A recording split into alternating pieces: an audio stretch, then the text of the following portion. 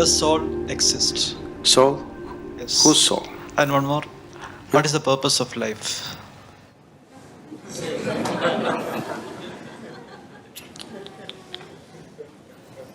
You're just asking very big questions without understanding the significance of the question. See, when you ask, does soul exist, you are not talking about an academic subject. You are asking, what is the nature of who I am? Or you are saying, I don't know a damn thing about myself, please tell me.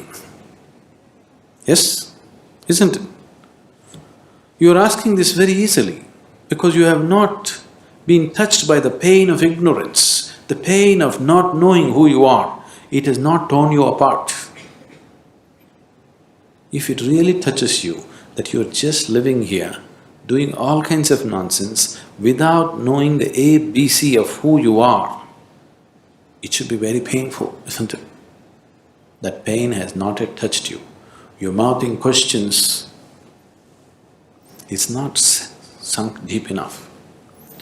So every day you must remind yourself, at least spend 10 minutes in the morning, just see what an utter idiot you are. You don't know anything about yourself, but you're busy with all kinds of nonsense in your life. Every day, just 10 minutes, remind yourself as intensely as possible your ignorance of yourself. Then slowly the pain will sink.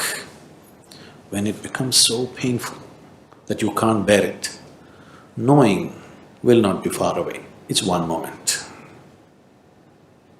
If I say, yes, you have a soul, but can you walk better? What use is the soul? Did they put any kind of utility to the soul? These two are useful. That other soul that they're talking about, is it of any use? It's of no use. So don't talk about it. And if I tell you it is there, what does it do to you? If I tell you, no, it doesn't exist, what does it do to you? Nothing, isn't it?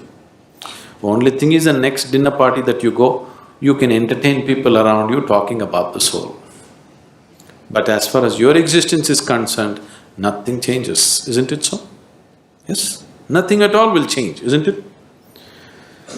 So if you're asking the question, fundamentally you're asking the question, what am I? Who am I? When you are here, are you alive? You're alive. When you're here alive, what is the way to know who you are? Is it not really ridiculous and insane that you must ask me, please tell me who am I? This is like two psychiatrists were walking on the Kovalam beach one day. One of them looked at the other up and down and said, "You seem okay, how am I?"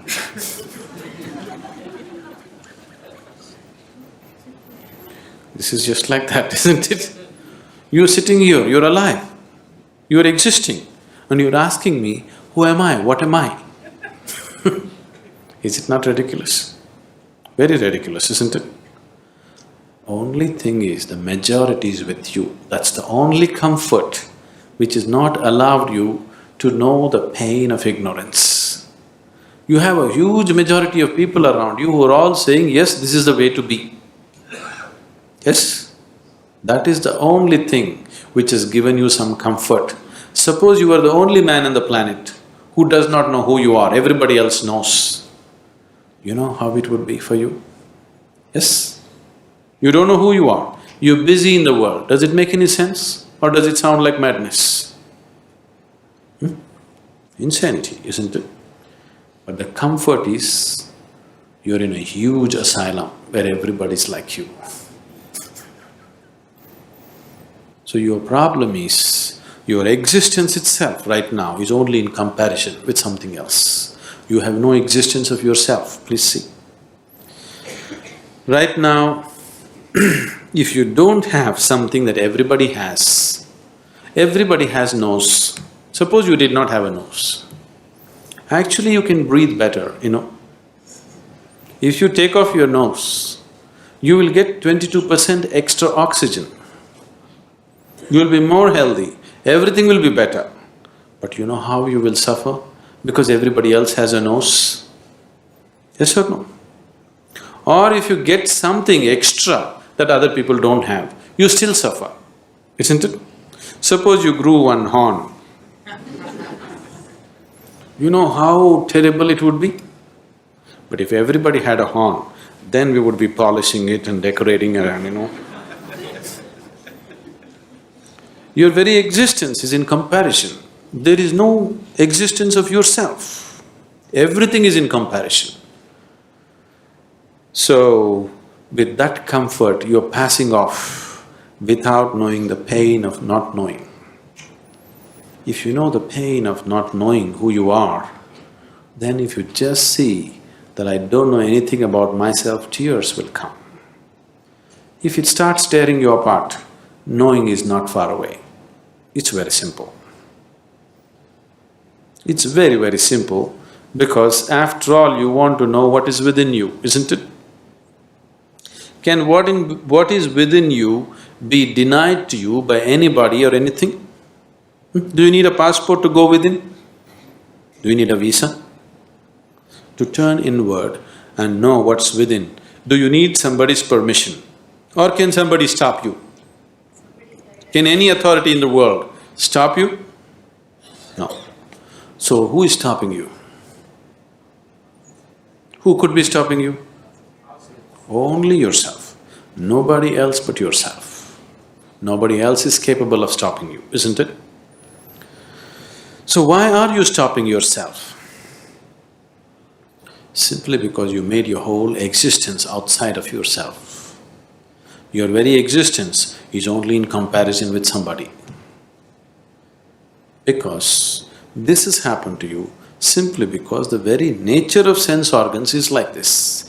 Because your experience of life is limited to sense perception, that is the reason why you're existing in comparison with somebody, not by yourself.